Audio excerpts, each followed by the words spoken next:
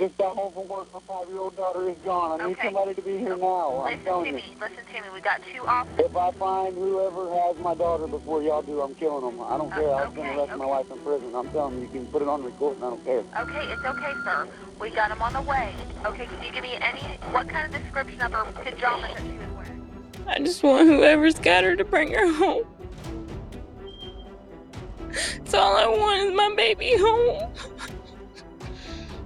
Okay. When was the last time you actually saw your daughter? 2 weeks ago. We put HaLeigh on the bus. You know, we did everything we were supposed to do. Ronald brought HaLeigh home. I cooked dinner. I gave her baths. We played. Then we lay down and went to sleep. And then I woke up out of, I don't know why I woke up. I woke up and the kitchen light was on. And I ran to the bathroom. I ran to the kitchen to see what was going on. I thought maybe Ronald was home. He wasn't there. So I ran to my room to get my cell phone to call him. He wouldn't answer his phone over 20 times. Turn around and she's not in her bed. So I'm running around the house freaking out because she's not in her bed. She's not nowhere in the house. And then 5 minutes later, Ronald's pulling down the driveway, and he just didn't even really look like he was upset. He just looked like he was more messed up on drugs. A 5-year-old girl, terrified of the dark, seemingly vanishes into thin air from her bed in the dead of night. No signs of forced entry, no signs of a struggle, but the most chilling and horrifying aspect doesn't lie in her disappearance, but rather in the very people closest to her. A father with a criminal past decides to marry his 17-year-old girlfriend, who also happens to be the prime suspect exactly 1 month after his daughter goes missing. Rapidly changing stories, a 911 call riddled with lies, and the dark shadow of narcotics engulfing the entire family. Nearly 2 decades later, the HaLeigh Cummings case remains one of the most shocking unsolved mysteries in America. What cruel truth lies buried beneath the murky waters of the Seine?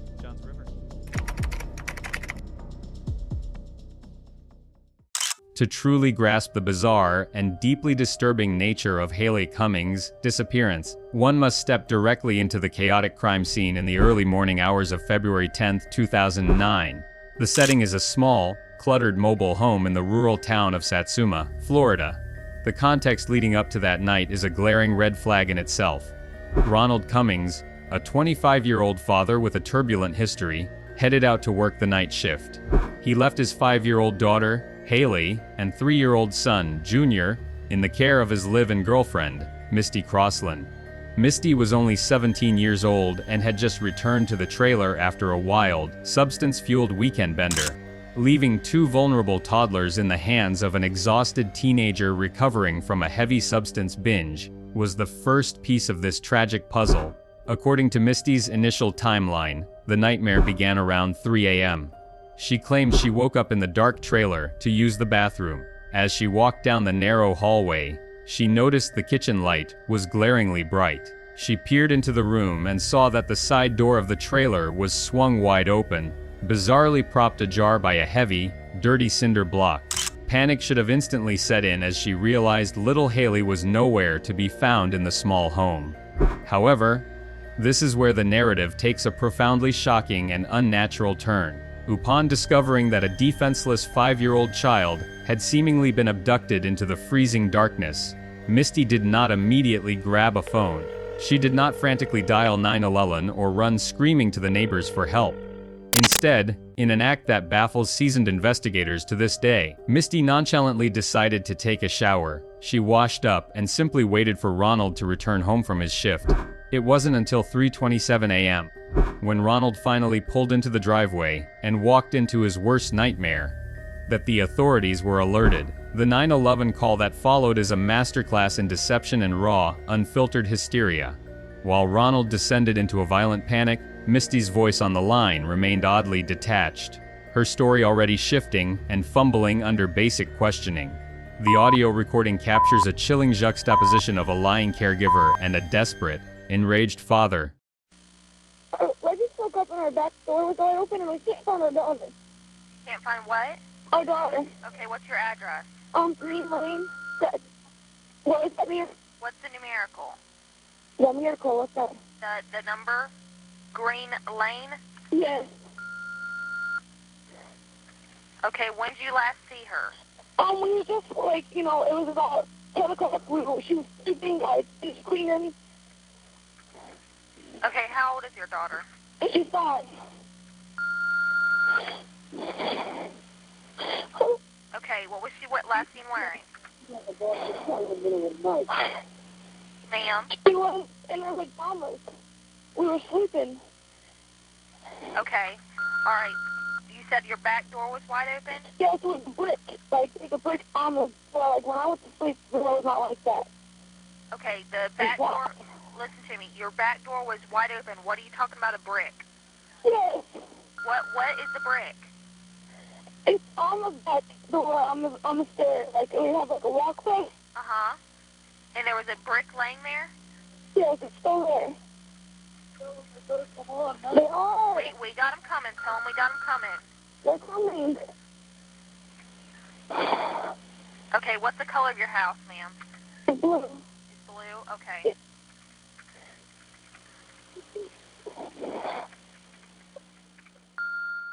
That single, chaotic phone call set the stage for nearly 2 decades of lies, shifting blame, and a dark mystery that still haunts the nation today.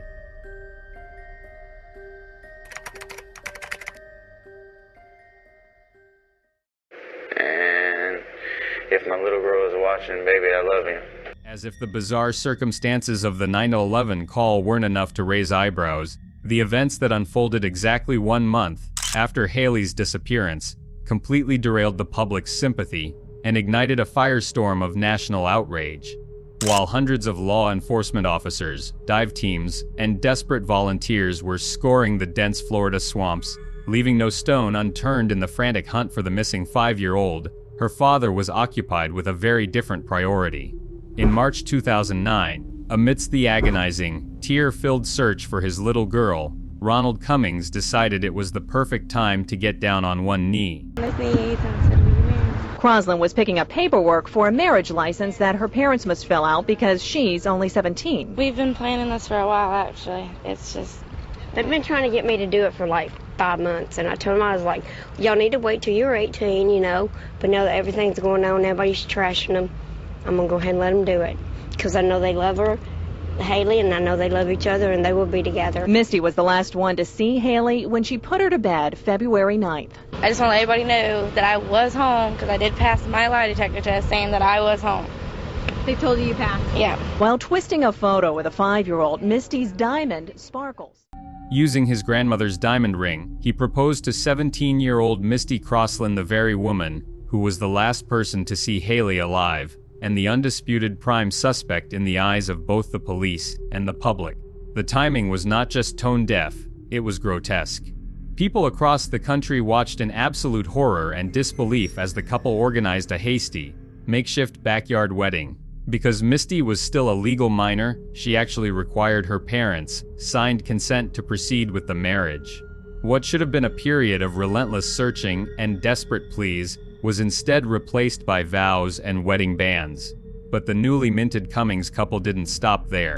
The very next day, rather than returning to the search party or passing out missing child flyers in their community, Ronald and his teenage bride boarded a plane to New York City to appear on national television for an exclusive interview on the Today Show. And you mentioned their marriage. Right after they got married, HaLeigh had only been missing about a month, and they went to New York City and the Today Show, and they also went on amusement park rides, all the while this child is missing, and now the police have said that she was dead. That means her body was rotting somewhere, dead, and these two were out there partying, and they claim they love HaLeigh, but their actions speak otherwise. The optics were disastrous, and public fury reached a boiling point. How could a supposedly grieving father stand at an altar with the exact woman who's rapidly changing?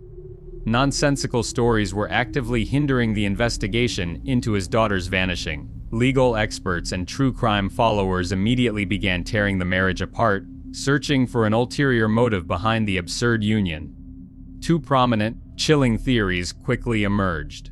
First, investigators pointed out the uncomfortable reality of their age gap and Ronald's criminal history, some speculated that he hastily married the underage girl to shield himself from potential statutory misconduct charges. The second, much more sinister theory revolved around the legal concept of spousal privilege. By making Misty his lawful wife, Ronald could effectively prevent her from being compelled to testify against him in a court of law, and vice versa. Was this an act of misguided, naive love, or a calculated legal maneuver designed to build a wall of silence around whatever truly happened in that trailer? Ultimately, the marriage proved to be as fragile and hollow as the stories Misty fed the police.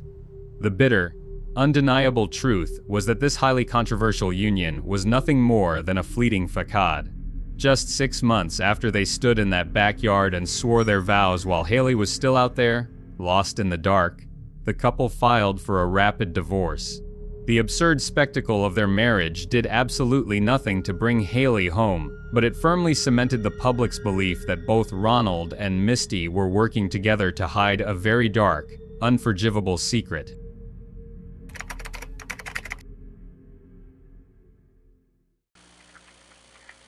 Okay, what does she look like? How tall is she? Give me some description of her. She has like long hair, curly, like curls. Long, curled. What color? She's white. Okay, what color she's brown hair? Brown hair? Yeah. Oh my God, it's so old.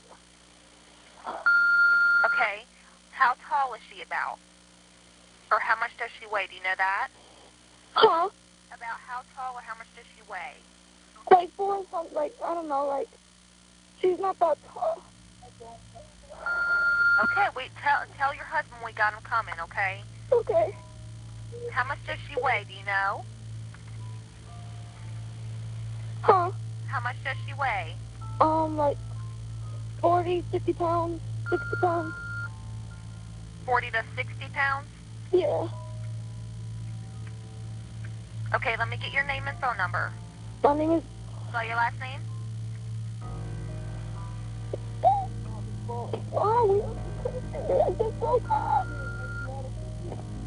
Okay, was your back door locked, do you know? Yes, but that's what I always say locked.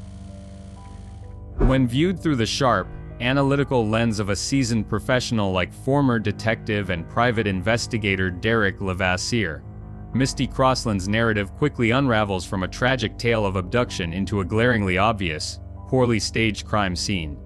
To a trained investigator, the devil is always in the details, and Misty's story was riddled with physical impossibilities and chilling, red flags that pointed directly to her own guilt. The most glaring discrepancy was the supposed point of entry and exit, the side door propped open by a dirty cinder block. Misty pointed to this as proof that an intruder had crept into the home. However, investigators discovered that this specific cinder block was not just lying around the yard. It had been wedged tightly beneath the home's heavy outdoor water tank to keep it level. Removing it from the compacted dirt would have been a grueling task, likely requiring the sheer strength of at least 2 people, one to lift the heavy tank and another to yank the block free. From an investigative standpoint, the logic completely fails. Why would a stealthy kidnapper, desperate to get in and out unseen in the dead of night, waste precious time performing heavy manual labor in the dark just to prop open a door? It was a glaring hallmark of a staged scene, clumsily set up by someone trying to fabricate a kidnapping. Then there was the issue of the invisible intruder. The side door in question was an aluminum storm door notorious for being incredibly flimsy, squeaky, and loud to open and close. Yet, Misty expected police to believe that a phantom stranger managed to open this noisy door without leaving a single scratch of forced entry, navigate a cramped, pitch-black trailer, and approach the mattress where she was sleeping. Furthermore, this stranger allegedly picked up a 5-year-old child and carried her out the same loud door, all without making a single sound or waking the teenage babysitter sleeping just inches away. Okay. How the fuck do you let my dog go, bitch? Ma'am? Yeah. Okay, listen to me. I need you to answer some questions. Does the door look like it was pried open? Does it look like you had some sort of someone try to enter into your house? Hold on. And another thing, make sure you and your husband don't touch the door anymore. Don't mess with the door or anything. No, it doesn't. It doesn't look like it is? No. Okay, now listen, tell your husband do not touch anything. Make sure it's, because we're going to try to get a canine out there. Okay. She said don't touch anything because they're bringing canine out here. They better motherfucking bring something in. If I find out motherfucking killing him, I don't give a fuck about prison. Prison don't kill me. Okay, we understand. We got him on the way, okay? What's her name? How do you spell her first name? What's her middle name? Yeah. And the spelling of the last name is... Well, that's my last name. That's not hers. Her name is... Where'd you do it? What's her date of birth? I'm gonna fucking kill somebody. Okay, well, tell them we understand. We need to get her date of birth. What's her date of birth? Fucking date of birth is. We need to find her. Fuck her date of birth. Okay, listen to me. I'm getting this information. I'm not the officer driving out there, okay? They're coming out there to handle that situation. I need to gather all information from you over the phone. It has nothing to do with me driving out there. The officers are taking care of that, okay? They're coming out there, okay? Okay. The physical evidence inside the trailer completely shattered whatever was left of Misty's credibility. When detectives questioned her about the child's clothing, the exchange was damning. Police. What was she wearing before she went to bed? Misty. A pink Hannah Montana shirt. The truth, however, was sitting right at the crime scene. Investigators found an undisturbed basket of dirty laundry sitting directly in front of the very door Misty claimed the kidnapper used. Resting neatly on top of that pile was the exact pink Hannah Montana shirt Misty swore HaLeigh was wearing. The undisturbed laundry proved no one had walked through that doorway, and the shirt proved HaLeigh never went to bed in it. If the physical evidence wasn't enough to expose her, science delivered the final blow. As the investigation intensified, Misty was subjected to polygraph examinations. She didn't just fail one, she catastrophically failed 4 separate lie detector tests, registering an astonishing deception rate of 99%. Every piece of evidence screamed that the 17-year-old babysitter knew exactly what happened to HaLeigh Cummings.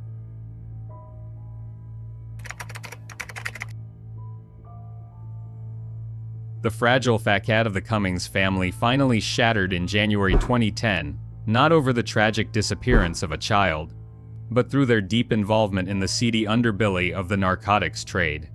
For months, undercover detectives had been meticulously building a case against the family's illicit activities. The sting operation culminated in the arrest of a makeshift family cartel: Ronald, Misty, and Misty's brother, Tommy Crosslin. They were busted for trafficking hundreds of highly addictive oxycodone pills. Suddenly, the very individuals who had dodged and deflected questions about a missing 5-year-old for nearly a year were backed into a legal corner, staring down a terrifying mandatory minimum sentence of 25 years behind bars. Desperate to save their own skin, the wall of silence broke. In a calculated bid to secure leniency for their narcotics charges, Misty and Tommy finally offered a horrifying, gruesome account of HaLeigh's fate, handing investigators what appeared to be the most concrete clue yet. According to the siblings, the truth was far more violent and deeply personal than a random nighttime kidnapping. Sitting in an interrogation room, Tommy laid out a terrifying narrative of a botched robbery turned fatal for law enforcement. This was the monumental breakthrough they had been agonizing over. The confession provided a clear motive, accomplices, a method of murder, and a specific disposal site. Armed with this damning information, dive teams and Marine units immediately rushed to the Shell Harbor boat ramp. Located just a short distance from the trailer, they spent agonizing hours scouring the dark, fast-moving currents of the St. Johns River, desperately dragging the bottom in hopes of recovering the little girl's remains. But the river yielded absolutely nothing. No concrete block, no black bag, and no HaLeigh.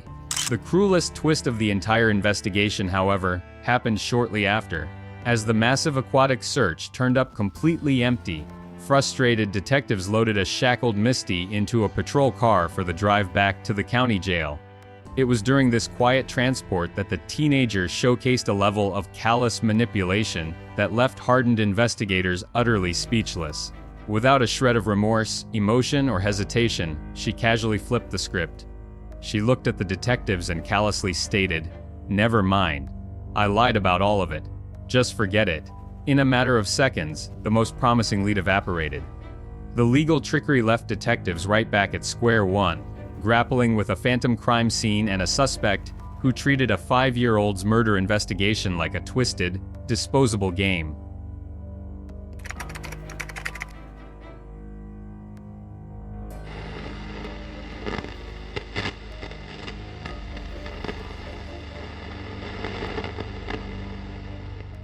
To truly understand why the HaLeigh Cummings investigation hit a devastating brick wall, one must look beyond the physical crime scene and gaze directly into the dark, toxic abyss of the adults who were supposed to protect her. Little HaLeigh was not just a typical 5-year-old. She was born with Turner syndrome, a rare chromosomal condition that required specialized, ongoing medical monitoring. Tragically, she was severely medically neglected, trapped in a chaotic environment completely saturated by chronic addiction and criminality. Her biological mother, Crystal, had already lost custody due to a crippling substance addiction. Yet, her biological father, Ronald, was far from a safe haven. He was an active narcotics trafficker with an extensive criminal record marred by domestic violence, explosive anger, and documented death threats.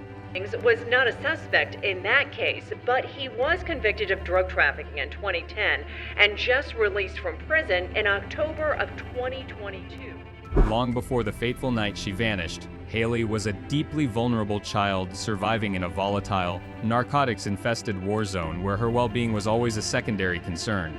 However, the most chilling and impenetrable barrier in this unsolved mystery remains the mind of Misty Crosland. How could a teenage caregiver endure years of intense police interrogations, public scrutiny, and incarceration without ever cracking or leading investigators to the body? Forensic psychologist Dr. Sherry Schwartz offers a terrifying explanation. Misty exhibits textbook traits of extreme narcissism and antisocial personality disorders as psychopathy. Individuals possessing these dark, psychological profiles simply do not experience the physiological or emotional triggers that cause normal human beings to feel guilt, anxiety, or remorse under high-pressure circumstances. They are entirely insulated by their own selfishness. This stark reality explains why the relentless tactics of seasoned detectives consistently failed. You cannot mentally break a suspect who lacks a basic human conscience. This horrifying emotional void is undeniably captured in hours of recorded jailhouse phone calls. In these tapes, one would expect to hear a terrified, grieving stepmother weeping for a missing child or desperately begging for updates on the search efforts. Instead, HaLeigh's name is chillingly absent. Not once does Misty express a single shred of sorrow for the little girl whose life was lost on her watch, nor does she show any empathy for Ronald's agonizing situation. Instead, her dialogue is exclusively and obsessively fixated on herself. Through a barrage of whiny, self-pitying complaints, she tells her family, "They are just being mean to me. My bail is set way too high! They think I'm going to break, but there is nothing to break me on. I am never going to break." It is a spine-tingling display of cold-blooded indifference and pure self-preservation. To Misty, the disappearance of a fragile 5-year-old girl was not a tragedy to be mourned. It was merely an annoying inconvenience that resulted in her own personal discomfort. It is precisely this horrifying psychological armor, combined with a family deeply entrenched in criminal self-interest, that has allowed the grim truth of HaLeigh's fate to remain locked away in the shadows. As the years dragged on, and the physical evidence led nowhere, seasoned detectives and private investigators universally discarded the stranger abduction narrative. The idea that a random boogeyman silently slipped through a noisy aluminum door, bypassed a sleeping teenager, and vanished into the night with a 5-year-old child simply defies logic. Instead, law enforcement shifted their focus toward the grim reality of the Cummings family's lifestyle. Rooted in the dark underworld of narcotics, 4 highly plausible, chilling theories emerged to explain exactly what happened in that trailer. Theory 1.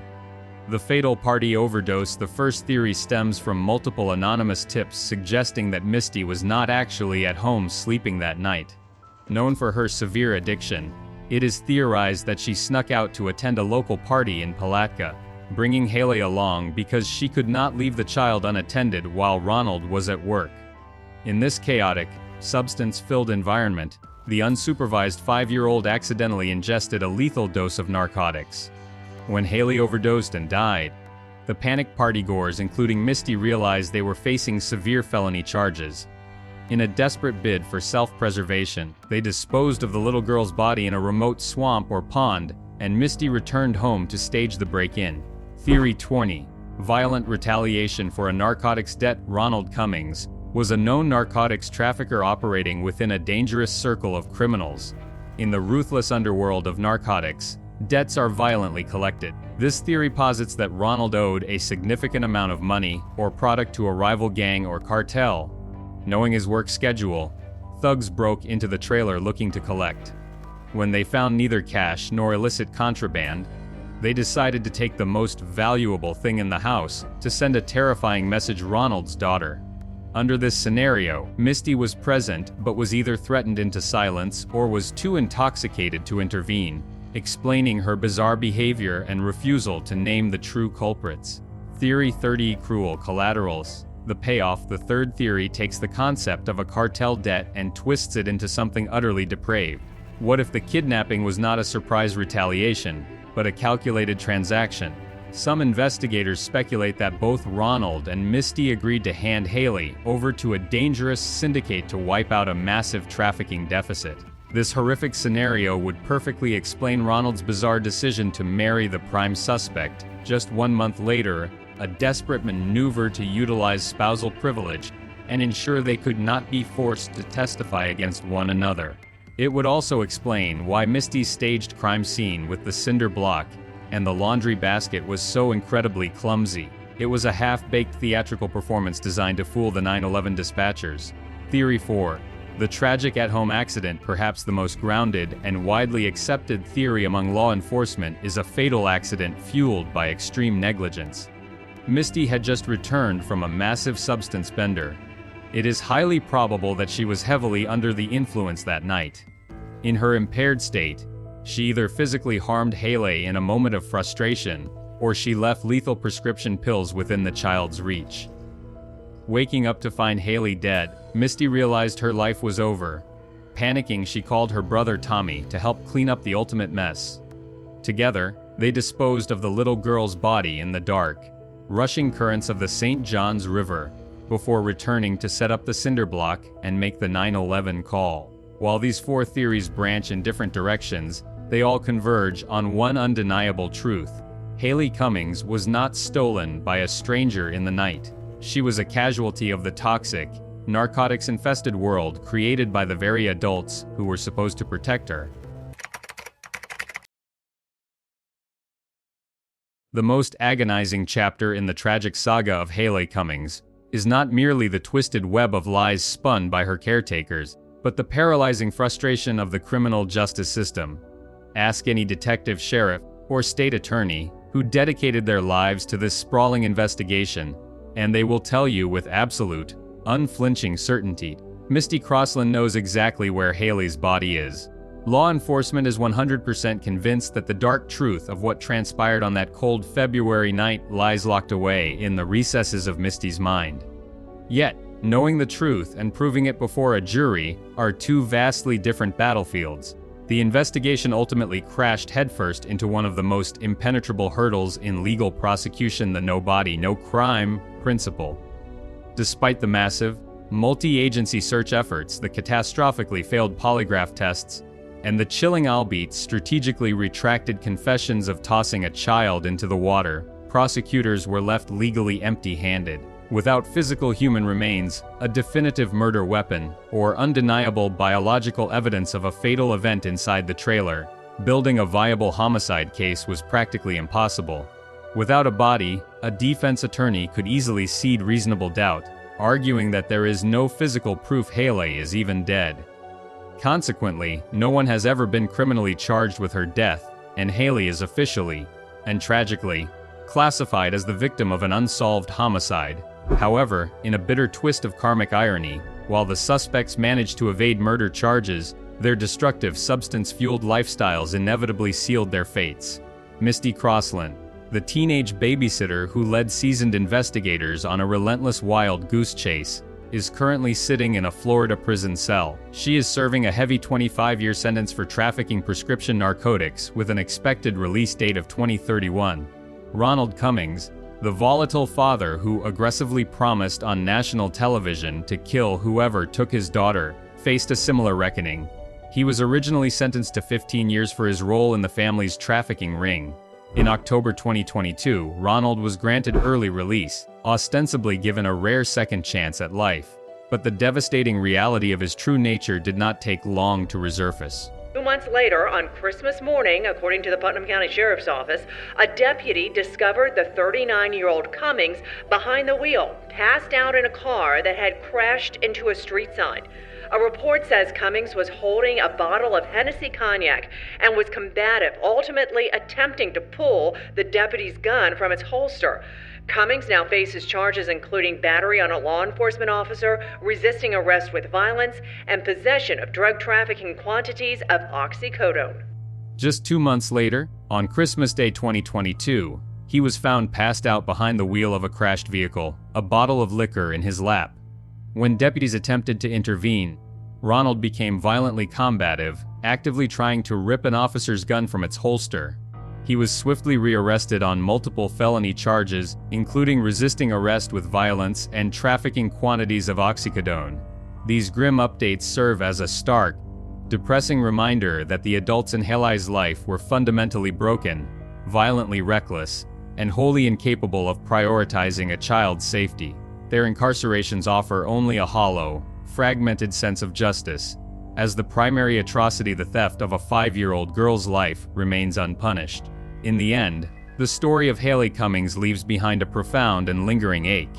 She was a sweet, innocent little girl battling a rare chromosomal illness, terrified of the dark, and entirely dependent on the adults around her. Instead of unconditional love and protection, she was met with severe neglect, surrounded by a toxic syndicate of narcotics traffickers, and ultimately abandoned by her entire bloodline. The haunting question remains, echoing through the sprawling Florida swamps: will the sinister secret of that fateful night remain forever buried beneath the murky, fast-moving currents of the St. John's River, washing away the final traces of a little girl who simply never stood a chance?